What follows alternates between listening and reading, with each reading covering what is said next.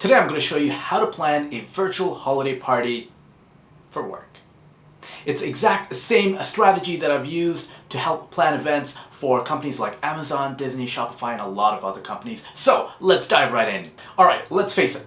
Holiday party. It's one of the most important parties of the year for your company. So what is required for it? Well, there are several factors you want to keep in mind. In fact, I've got a lot of questions people ask me, how do you plan a virtual holiday party? So in this video, I'm going to break down the simple strategies that makes it easy for you to plan a virtual holiday party. And if you wait till the end, I have a fun little bonus that makes it even easier for you. So with that being said, let's dive right in. Number one is the purpose. What is the goal for the event? Now, a lot of people start with, what should I do for my holiday party? But that's not the first question you want to be asking. You want to ask, what is the purpose of the event? Is it to celebrate? Is it to have farewell? Is it to perhaps have entertainment, cooperation, motivation, or giving back? What is the purpose? There are so many different purposes for an event and a get-together. That's the first question you want to be answering. Now, if you're not sure how to go about thinking about what is the purpose of the event, well, you can simply ask, what is it that you like to get out of this event? At the end of it, it's all said and done. What do you want people to get or feel or experience at the end of the event? Some people, they really want people to just have a great time and just enjoy. Other companies want a virtual holiday party idea for work to be something that is more like family friendly, one that everyone in the family can join and belong, so it brings a more of a cohesive kind of culture. Or others want it that's all adult rated and it doesn't matter, we just want to have fun, we can't celebrate or we don't want to in person, and that is what we are going with. So there are different types of experiences you want to think in mind. Now, there are some other types of ideas that are kind of unique and a lot of people don't think about. You might want to have some sort of education component in there. Now, the education component can be fun, it can be also somewhat serious, totally up to you and the vibe of it. Now, you also can have a bit of randomness, weirdness, and part of something that's really truly unique to your company culture. Now, that could be something like, let's just say, a mascot or a costume contest, which allows that a bit of fun and weird element that comes through the virtual holiday party. Now, all of that goes without being said is, what is the purpose? And you want to figure that out first. Now, sometimes that comes from you, sometimes that comes from the higher up, or sometimes that comes from everyone in general. But the first thing you want to be asking is, what is the purpose of the event? Because once you nail that down, everything becomes easier. Okay, so you've nailed down the purpose. You want to have a holiday party, and you've nailed down it's this purpose or that purpose, or maybe a combined purpose. The second is to figure out what is the date. Now, when it comes to the date of the event, now sometimes people might want to have a one-day holiday party, sometimes people want to spread it out over a week or even a couple days. However, you want to figure out what is a date and time that works best for everyone. For some companies, they have a holiday party for work that works well with one time zone. Others are spread out internationally. So hypothetically, imagine you have a company with 3 different time zones. And let's space it out. We have Eastern Standard Time, we have Western Standard Time, and we have European Standard Time. So the EMEA region, we have North America region as well. So in that case, you want to think about what works best. Do you want to do one party? If you do only one party, then it might be either too late for the people in Europe, and it might be too early for people in North America. Or if you want to do vice versa, it's going to be different. Or do you want to do 2 different events? One for Europe and one for North America. And even if you do 2 different parties, you might want to adjust the timing, so just in case if the leadership wants to attend both parties, they can accommodate at the same time. So the date and time is important to think about because it's frankly not thought about as much. People typically resort to the last Friday or the last Thursday for their virtual holiday party right before the holidays kicks in, and that is good, but it might not work well if it is a Friday evening on North America and it's Friday late at night in Europe. So having said that, you want to figure out the date and time that works best for everyone in the organization. Okay, so you have the goal, you have the date and time. Now, next comes budget. The budget is one thing to kind of keep in mind. For a lot of companies, they think that it's going to be a much smaller event just because it's a virtual holiday party, but that is not always the case. Now, yes, you can have a smaller event, or you can even have a free virtual holiday party, but you want to figure out, again, does it achieve the goal and the experience that you want to achieve for everyone in mind. Now, keep in mind there are going to be trade-offs. Just like anything else, when you have a higher budget, you can allow to create a more richer experience and it's less hands-off for you. But if you want to do all the work yourself, you are going to have to realize there are going to be a lot of time involvement in it to make it a unique experience compared to last year.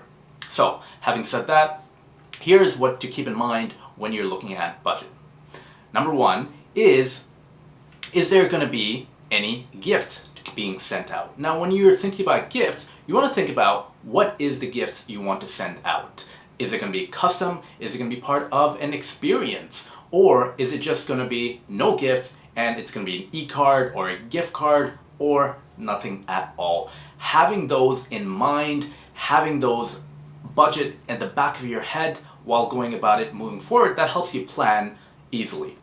At the same time, thinking about a budget and having a budget allows you to plan and organize events much more efficiently. So let's just say you're working with a budget of $100 per person. That might allow you to have a gift, but you always have to think about shipping costs, because the shipping costs, especially when you're shipping items, tends to be more than you think, because prices are going to rise, and if there is a lot of hype or busy time during that time of the year, then the shipping rates might increase, and that's one thing you have to account for. Another thing to keep in mind when it comes to budget is, do you have room for external vendors? Now, external vendors could be someone who is just an MC, someone who is perhaps creating a musical or a experience. You want to figure that out roughly at the very beginning as you start to move through these stages. Now, we're at Teamland. We have done a lot of events. We have taken the responsibility of the full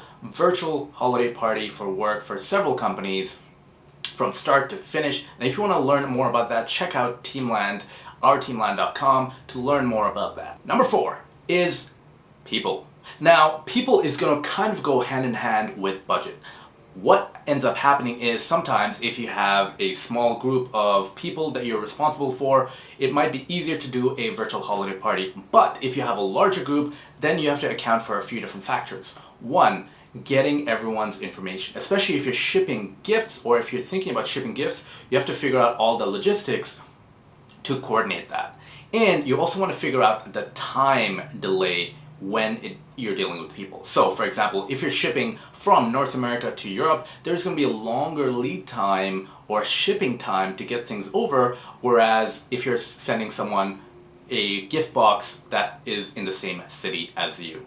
So, having said that in mind, you want to figure out the people. Is it going to be the entire company, or is it going to be separate chunks of people that are in groups or departments that are responsible for doing their holiday party? If that is the case, you want to think about how is it that you are going to be separating it from the two different types of budget and people constraints that you are dealing with.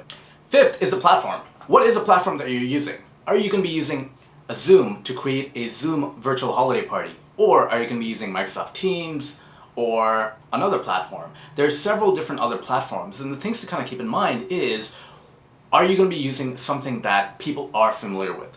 You know, we have done a whole bunch of events, and sometimes you might think it might be easy for people to pick up a new platform, but it's not always the case. You want to keep in mind, what are people familiar with? Now, you might have a new platform that's just recently come out with all the bells and whistles, but it gets to be very difficult for people to understand how to click a button, especially if they are not that easy to or tech literate, so to speak.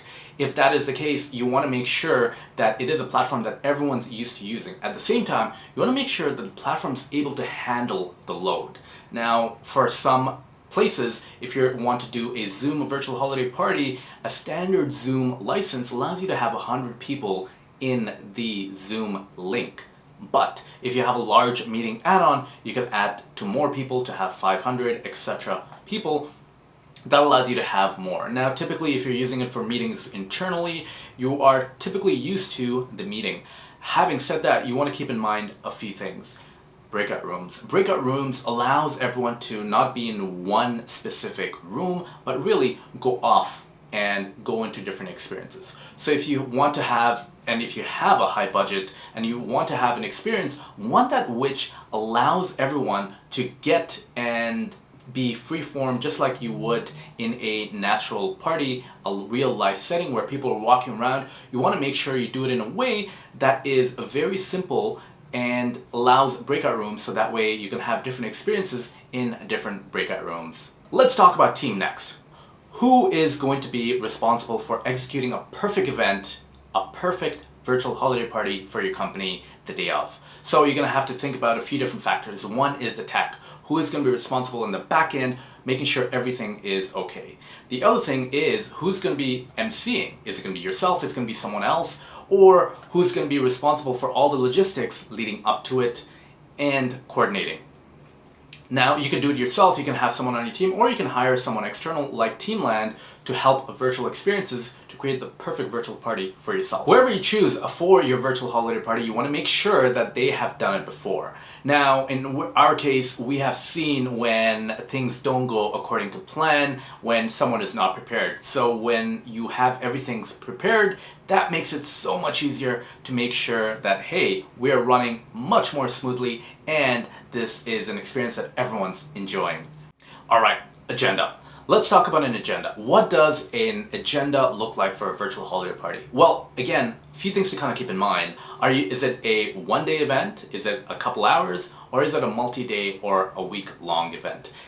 Once you figure that out, then you can look at a few different event types. Now, for the agenda, a virtual holiday party agenda can look something like you have an introduction at the very beginning, and this introduction could be by the CEO or the leader of the company on the organization. After that, you can have one experience or you can have several experiences side by side. And then it comes across with the conclusion or break and wraps up at the very end. Now that is one type of holiday party agenda. Another type of virtual holiday party is you have several different events happening at the same time and people can choose which room they want to go into, and this is where the breakout rooms or having that multi-option functionality in the platform you choose makes a difference, because then if someone doesn't want to go into a music room, they want to go into a cooking room, or they want to go to a baking room, they can just select which one they want to go to. Whether it's a magic show, they don't like that, they want to go somewhere else, it allows that flexibility. And having said that, it allows you to kind of think about what is an agenda that works best for everyone. Alright, now that might be a lot to take in. As we covered, a whole bunch of different factors come into planning the perfect virtual holiday party for your work. Just to recap, we spoke about goals, having the right goal in mind, and the purpose of the event. Next is the date. What is the date and timing of the event? Following that is the budget. What budget do you have? What budget are you allowed? Can you go over? Can you go under?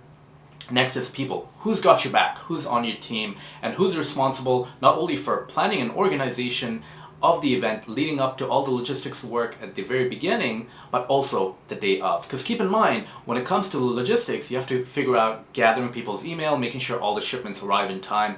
Who's going to be doing that? Do you want to do it yourself, or you want to get someone, external vendor like Teamline or someone else, to be doing that? Next is a platform. Is it going to be Zoom, Microsoft Teams? Is it going to be BlueJeans, or another platform that is going to be ideal for your group? And lastly is the agenda. What is the agenda? Now you might want to decide to share this agenda with everyone, or you might want to keep it a secret and reveal it when the time comes. It's completely open-ended. and it's based on what is best for your group. At the beginning of this video, I promised you a fantastic little bonus that's going to help make it easier to plan your virtual holiday party, and that is the Team Building Idea Generator. The Team Building Idea Generator is a free generator. You just enter your purpose, your budget, the types of events you want to do, and it'll output a whole bunch of results that is perfect for your group to create a fun virtual holiday party. And if you have any questions about a virtual holiday party or how to create a fantastic one, feel free to reach out at Teamland, who's going to help answer some questions. If not, help you create a fantastic virtual holiday party. If you like this video, feel free to subscribe and like below. Thank you.